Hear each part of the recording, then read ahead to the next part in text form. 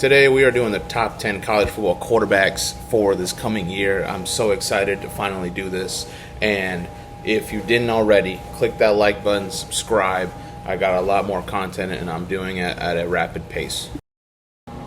We start out with the honorable mentions, and we're starting out with LSU junior Sam Leavitt. He came from Arizona State, transferred over. He's actually eligible for the draft this next year, 2027. And yeah, I mean, he's got a lot of potential with him. Definitely has the ability of rolling out and trying to make some plays, throwing on the run. I do want to see a little bit more of him in the pocket, but overall, he's got some raw talent. Looking at what he's done, he had about 60 completion percentage, about 1,628 yards, 10 touchdowns, 3 picks. He did get sacked 18 times, but he had 129.2 rating. Running the ball, 306 yards there with 4.2 yards a carry with 5 rushing touchdowns is pretty nice. He was not healthy this year, so I think that a huge thing is he's going to develop even more, especially at LSU. I think Lane Kiffin, he's going to do what he does, and I think Sam Leavitt's game is going to improve, especially being in a bigger program.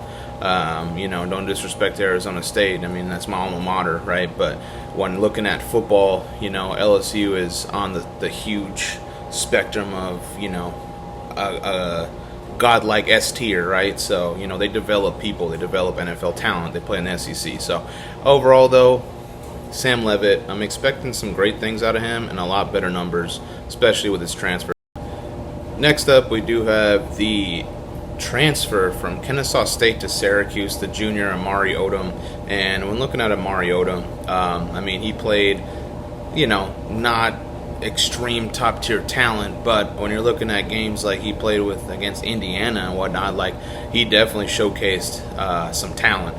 And I believe his numbers can get even better with Syracuse, especially being in a bigger school than Kennesaw State.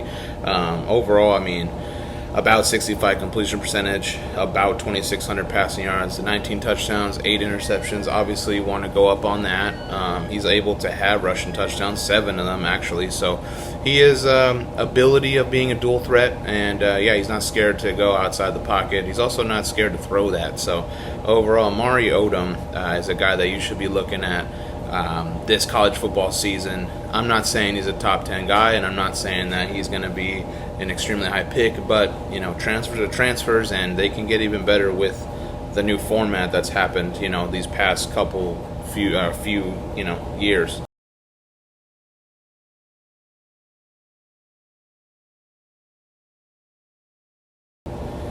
Next honorable mention is going to be Houston senior Connor Weigman.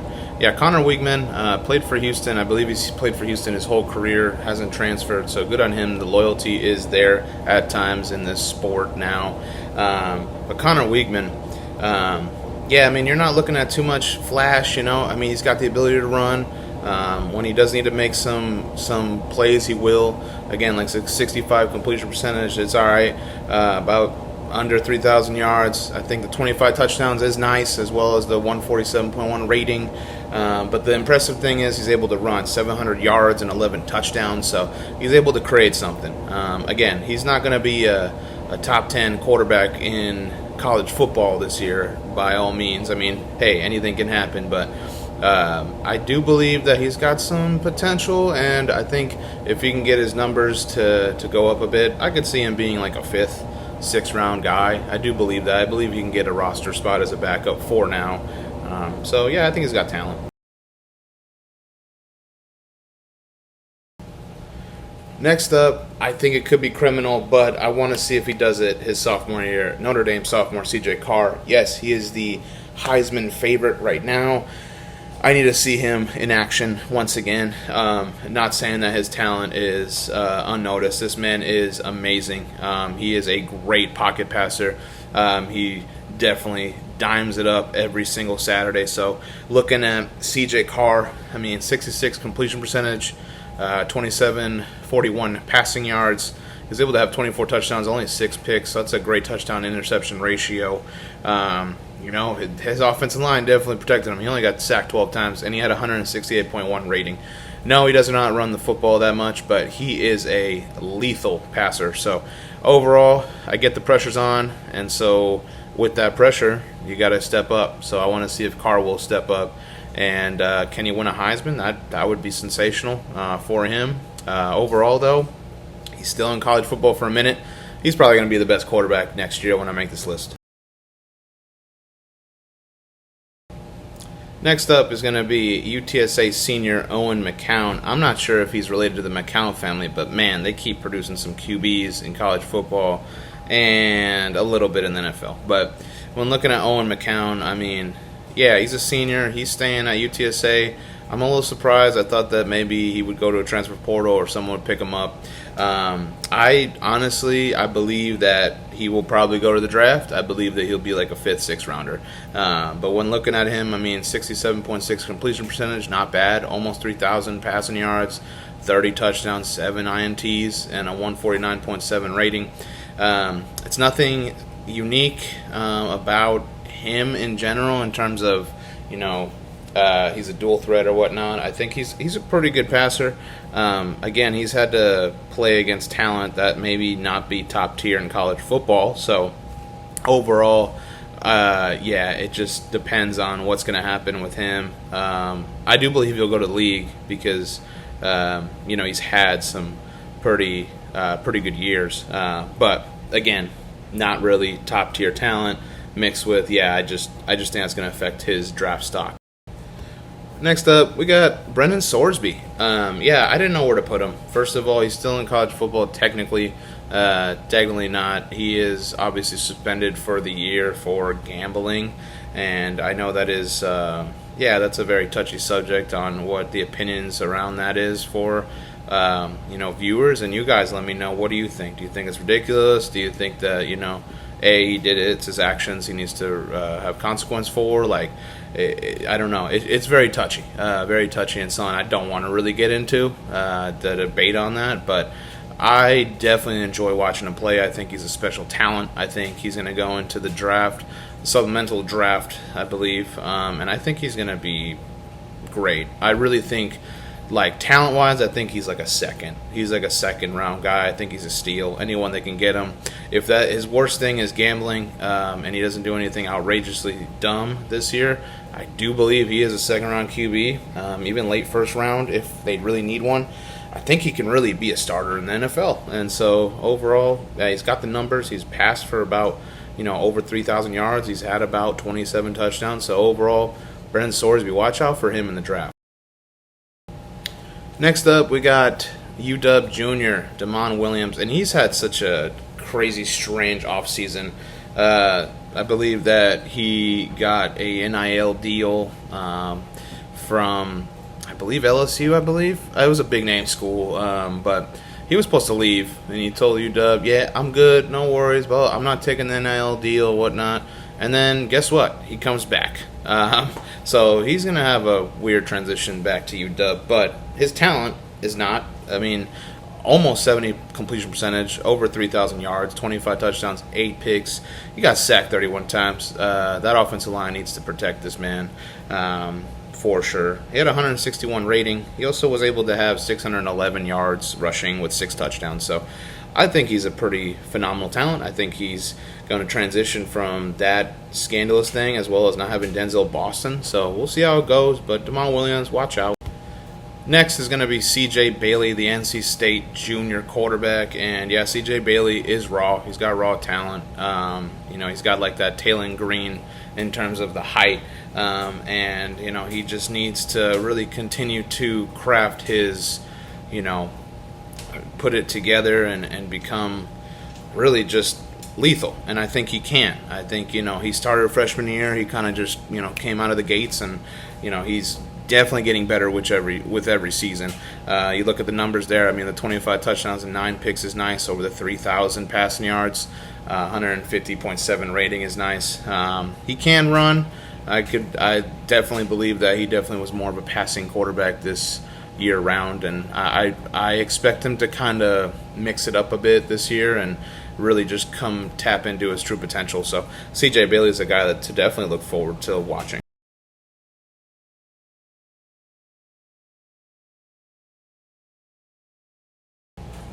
Next, we're going to have Auburn senior Byron Brown, who transferred from USF to Auburn. I love this move for him. First of all, the talent is undeniable. It's unbelievable. He is definitely underrated, and I believe he is going to be in that class with QBs for the draft, and people are going to pass him by, and whoever gets him is going to love it because it's going to be a steal of a pick. I really do believe in that. Byron Brown, I mean, he's compared to Cam Newton at times, and there's no denying. I mean, looking at it, over 3,000 passing yards, 28 touchdowns, 7 picks, 167.1 ratings, ridiculous. What's more ridiculous is the fact that he had over 1,000 rushing yards as a QB with 5.8 yards per carry and 14 rushing touchdowns. I mean, he can kill you on the ground. He can kill you in the air. He's the ultimate dual threat quarterback, and he's a guy that you need to be aware of. So overall, Byron Brown, I think he's going to be tremendous. I know he's not going to be top 10, but he's going to play in the SEC, and I think he's going to light it up, and it's going to actually help Auburn finally with that QB that they've probably wanted for a long time.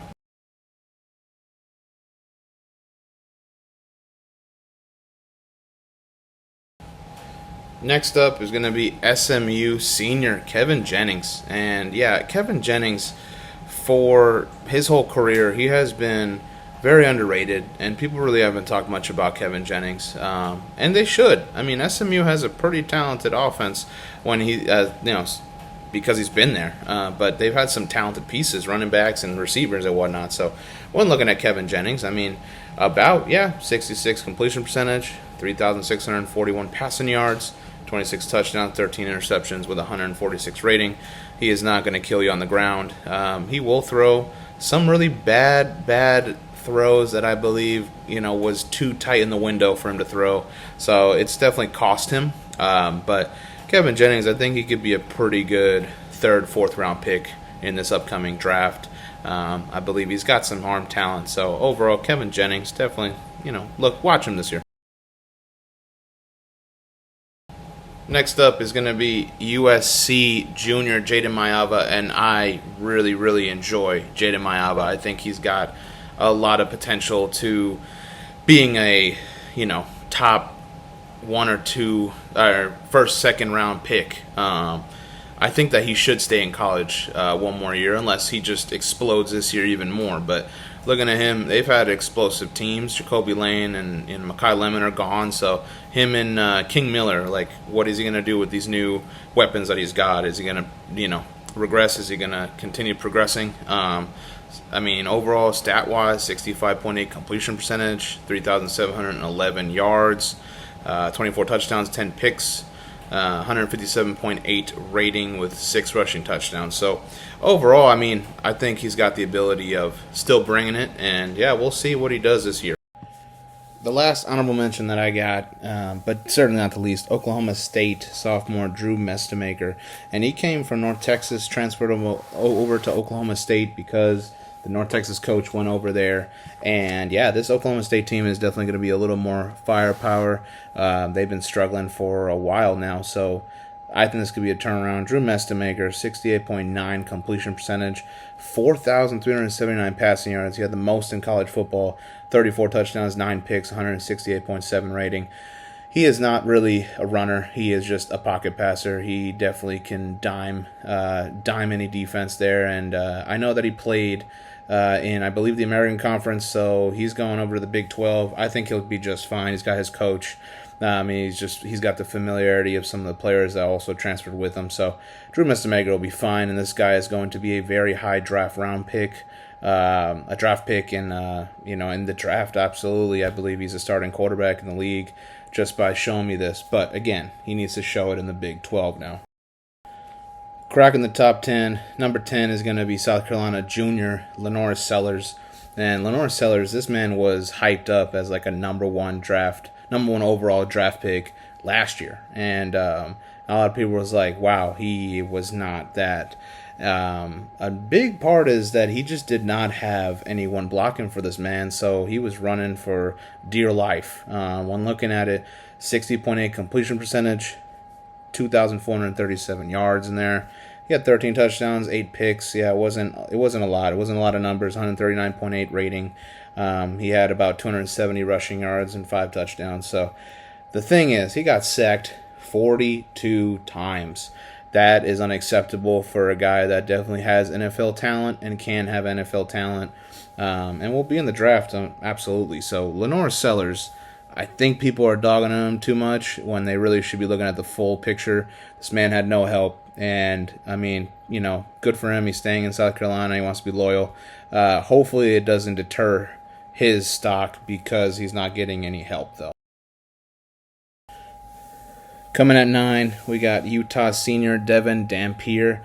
Devin Dampier, I think he's been definitely underrated. I would say the completion percentage isn't awesome as much as you would like for a guy that is going to be in the draft, right? So, but with this loaded class, I mean, I feel like if he wasn't in a loaded class, he would be like in the top 4, top 3, top 4, because his ability, his impact, what he's brought to Utah is definitely impactful.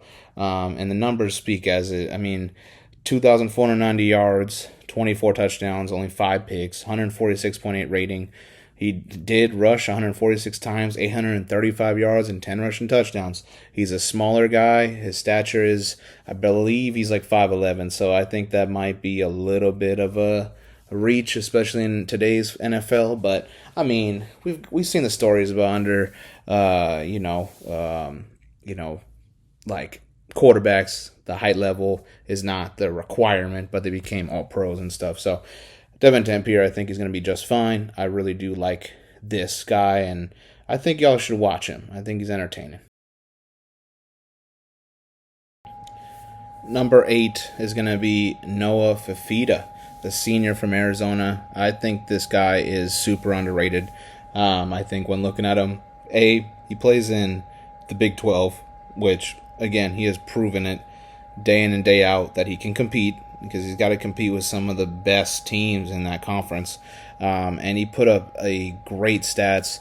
Again, this is the other problem with him and Devin Dampier is the stature, the size. I get that. But if you're looking for a QB, I could see him being like a backup starting, but I could see him going into a starting position. I think he's smart. I think, he has had the privilege of playing with like Ted McMillan and whatnot. But this guy, for the amount of sacks that he had, 29 times, the fact that he still was able to get over 3,000 yards, 29 touchdowns, only 6 picks, with 216 rushing yards and 3 touchdowns.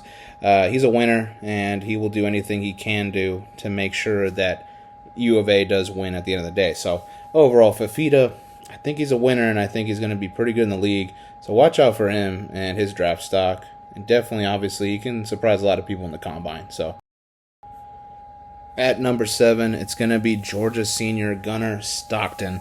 And, yeah, another senior that's going to be into the draft this year. Gunnar Stockton, I believe that, a lot of people, obviously, including me, I was very low on Carson Beck from Georgia. But, hey, I mean, he did his thing with the U. Gunnar Stockton, obviously, replacing Carson Beck. And I think he did a pretty phenomenal job. This man had almost 70 completion percentage. He did have under 3,000 passing yards, had the 24 touchdowns though, had the only 5 picks, 150.6 ratings, nice. He was able to have 462 rushing yards and 10 touchdowns. Overall, I'm looking at a guy that's kind of a system guy, and he's going to do what he's going to do when he's got the good development pieces around him. So I could see him being 3rd, 4th round. I'm a little low on Georgia quarterbacks. They got like everybody. So can he actually do great at the league level? I think he can, based on the competition that he has had to face. But I think 3rd, 4th round is pretty solid. Watch him this year though. His stock can definitely go up. At number 6, almost cracking the top 5, is going to be Josh Hoover, who transferred from TCU to Indiana. It's crazy, Indiana's success, and they gotten another stud QB from Fernando Mendoza to now Josh Hoover, and this is going to have his draft stick go draft stock go all the way up. Absolutely. I believe this kid is amazing already, what he did at TCU, and now having him with Kirk Cignetti, that is insane. When you're looking at Josh Hoover, 65.9 completion percentage, over 3,000 yards, 29 touchdowns, 13 picks. It's going to go down with Kirk Cignetti, in my opinion. 153.4 rating. I mean, he's got the ability of, he can definitely dime it, definitely able to roll out, definitely able to try to make the play, and, he will extend plays to make sure he gets his open man there. So, overall, Josh Hoover, he's motivated, and I believe that his draft stock could definitely rise because of really just him being in Indiana now. Cracking our top five, it's going to be number 5. Junior Darian Mensah, that has had a great college football experience. He went from Tulane, was super crafty. You can see the talent. I mean, it was amazing. Transfer over to Duke in the ACC, and then he's staying in the ACC because he is now going to the U, and they're going from Carson Beck to this man. He's got a lot of swagger. He plays with a lot of confidence. He can throw that thing. And he is going to be a monster this year with the U, with Malachi Tony there. So they could win it all. They can be extremely lethal on offense. Darian Mensah, the fact that he's had almost 4,000 passing yards, 34 touchdowns, 6 picks, while getting sacked 27 times at Duke is insane. Overall, look out for him. He's going to be someone that people should look for in the draft, absolutely. At number 4, we got Texas junior Arch Manning, and so much hype with Arch Manning since he even entered college.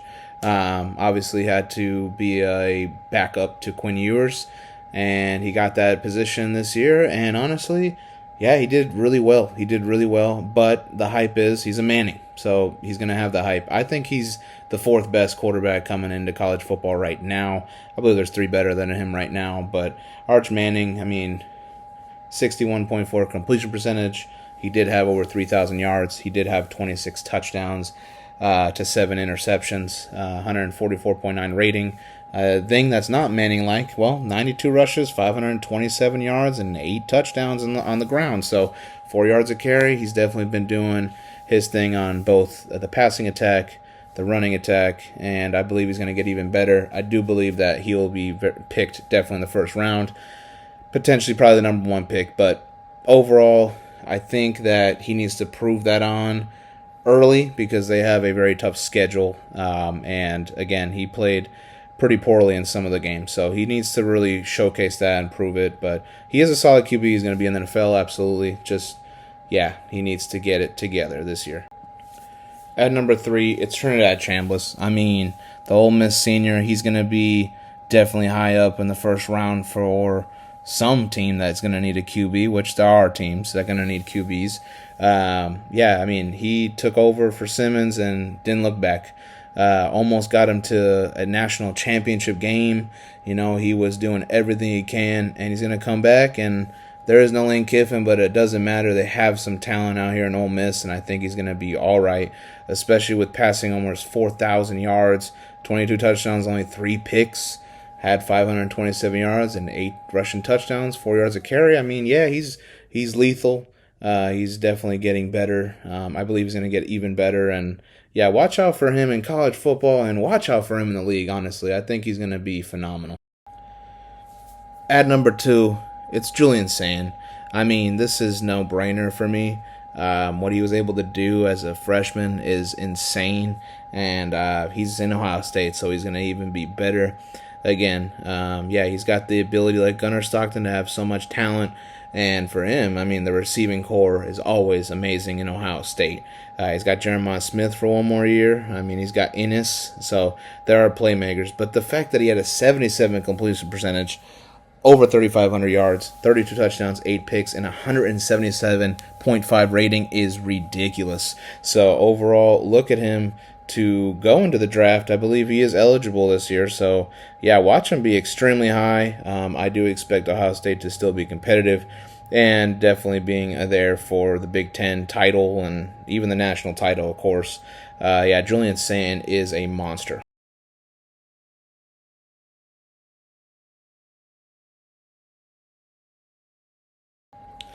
last but definitely not least, it's number one, Dante Moore from Oregon. He's the junior. He's going to be that guy that's going to be, 1, 2, 3 somewhere, because obviously QBs are going to go very early this year. There are so many of them that are going. It's insane. As you can see the top 10 list, there's a lot of seniors, there's a lot of juniors, and there's some sophomores that are eligible because of red shirts. So overall, Dante Moore, man, 71.8 completion percentage.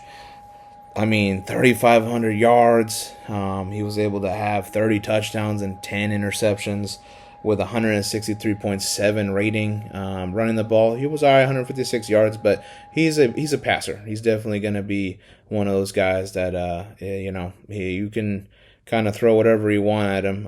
Really good reads and just a strong arm. So overall, I definitely believe he is going to be an NFL star. And in Oregon, obviously, they've been wanting to win a title. I think this could be their best chance. They got the QB, and they should be talking about Dante Moore for Heisman as well, honestly, which I know they have. But yeah, take a look at Dante Moore this year if you can.